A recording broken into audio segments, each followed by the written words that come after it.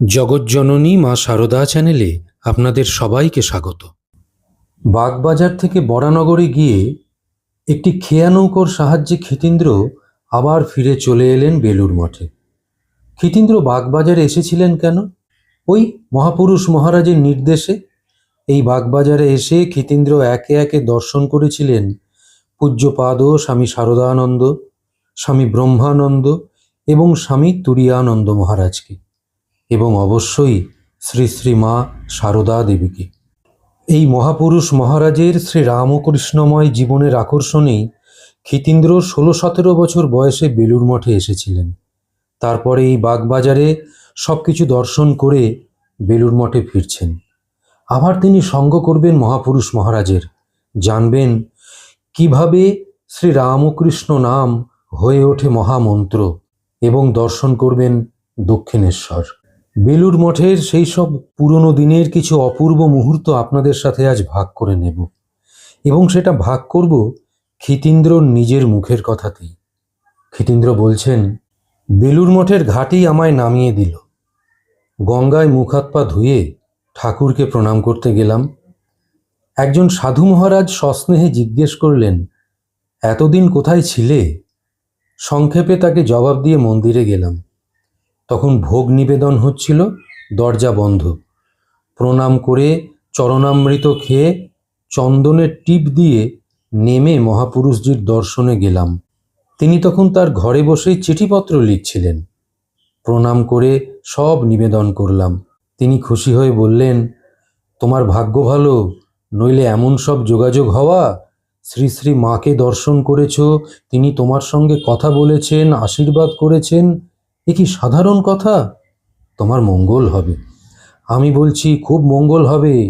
ঠাকুর তোমায় কৃপা করবেন। যাও, এখন সকলের সঙ্গে দেখাশুনো করো, প্রসাদ পাবার কথা বলো। প্রসাদ পাবার পর মহাপুরুষ মহারাজ বসেছিলেন নিচের বড় উঠোনের দিকের বারান্দার বেঞ্চিতে। তিনি তামাক খাচ্ছিলেন। মঠের সাধু মহারাজগণ অনেকেই তাঁকে ঘিরে দাঁড়িয়ে। দু এক কথার পরেই তিনি আমায় রাজা মহারাজের কথা জিজ্ঞেস করলেন। আমি প্রথম দিন তার দর্শন পেয়েছিলাম, দ্বিতীয় দিন তার শরীর তত ভালো ছিল না বলে তার দর্শন পাইনি। এটা জানাতে তিনি বললেন, আমিও শুনেছি তার পেটটা একটু খারাপ হয়েছে। জনৈক সাধুকে লক্ষ্য করে বললেন, তুমি মহারাজ কেমন আছেন খবর নিয়ে এসো তো। মহারাজের জন্যে মহাপুরুষজির উৎকণ্ঠা আমার অন্তর স্পর্শ করল। তাঁদের পরস্পরের প্রতি কি গভীর ভালোবাসা ও টান। বিকেলে আবার মহাপুরুষজিকে দেখলাম সবজি বাগানে কর্মরত সাধুদের কাছে দাঁড়িয়ে কাজকর্মের নির্দেশ দিচ্ছেন। আবার নিজের হাতে কিছু সবজি তুলে তা নিয়ে এলেন মঠে। সন্ধ্যায় জায়গায় জায়গায় লণ্ঠন জ্বালিয়ে দেওয়া হলো, ধূপধুনো দেওয়া হলো, শঙ্খ বাজানো হলো। আরাত্রিকের ঘণ্টা পড়তেই সব সাধুরা ক্রমে ক্রমে মন্দিরে সমবেত হলেন। মহাপুরুষজিও যথাসময়ে এসে বসলেন মন্দিরের ভিতরে দরজার কাছে। আরাত্রিক আরম্ভ হতেই কাঁসর ঘণ্টার মধুর শব্দ গম্ভীর পরিবেশের সৃষ্টি করল। সাধুরা সকলে দাঁড়িয়ে করজোড়ে আরাত্রিক দর্শন করলেন। স্তোত্রাদি গান হবার পরে অনেকেই মন্দিরের বারান্দায় আর ওই পাশের ধ্যান ঘরে ধ্যান জপে মগ্ন হলেন। আমিও চুপচাপ বসেছিলাম বারান্দায়। তখনও জপ ধ্যান কিভাবে করতে হয় জানি না, তাই পরের দিন সকলের সঙ্গে মহাপুরুষজিকে প্রণাম করে বিনীতভাবে জপ ধ্যান কিভাবে করতে হয় জিজ্ঞেস করাতে মহাপুরুষজি সস্নেহে বললেন, প্রীতির সঙ্গে বারংবার ভগবানের নাম করাই জপ। ঠাকুরই জীবন্ত জাগ্রত দেবতা।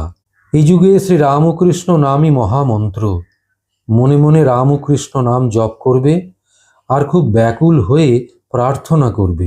বলবে, প্রভু, তুমি জগতের উদ্ধারের জন্য নরদেহ ধারণ করে কত কষ্ট সহ্য করেছ।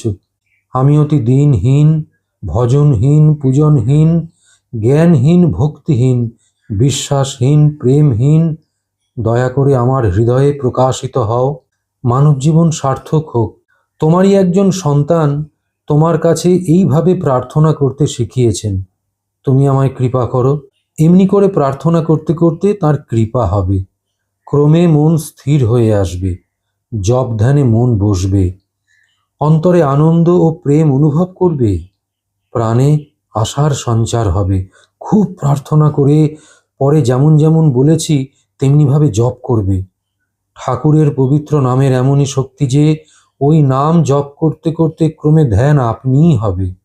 জপের সময় খুব একাগ্র চিত্তে ভাববে যে তিনি প্রসন্ন দৃষ্টিতে তোমার দিকে চেয়ে আছেন। এই চিন্তা দীর্ঘ সময় স্থায়ী হওয়াও এক রকমের ধ্যান। তুমি তার নাম জপ করতে করতে প্রার্থনা করো, প্রভু আমার ধ্যান যাতে হয় তাই করে দাও। তিনি তাই করে দেবেন নিশ্চয়ই যেন। তিনি সকলের গুরু, পথপ্রদর্শক, প্রভু, পিতামাতা, সখা, ভ্রাতা। যে কোনো রকম প্রেমের সঙ্গে তার শ্রীমূর্তি বা তার গুণচিন্তা করাই ধ্যান। ধ্যানের অনেক অবস্থা আছে, বহু রকমের ধ্যান আছে। খুব ব্যাকুল হয়ে ডাকো, খুব কাঁদো। কাঁদতে কাঁদতে হৃদয়ের ময়লা সব ধুয়ে যাবে আর তিনি প্রকটিত হবেন। এসব একদিনে হয় না। করে যাও, ডেকে যাও, নিশ্চয়ই সাড়া পাবে, আনন্দ পাবে। এ যুগে রামকৃষ্ণ নামই মহামন্ত্র। শুধু রামকৃষ্ণ নাম, তাতে ওঙ্কার বা অন্য কোনো বীজমন্ত্র যোগ করারও প্রয়োজন হয় না। এইভাবে আমায় ধ্যানজপ সম্বন্ধে অনেক উপদেশ দিয়েছিলেন সেদিন।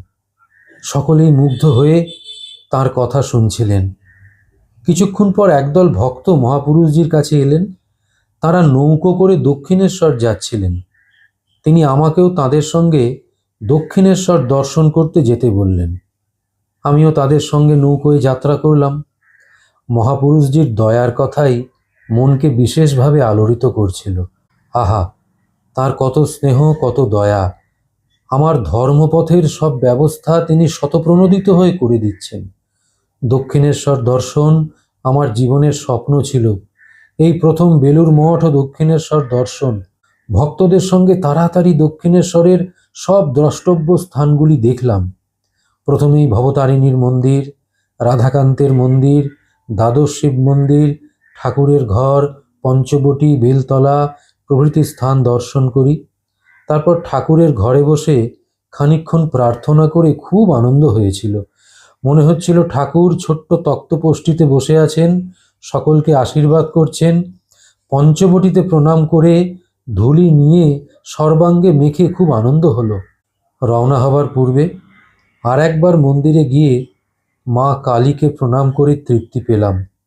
মা কালী প্রসন্ন মূর্তিতে দাঁড়িয়েছিলেন।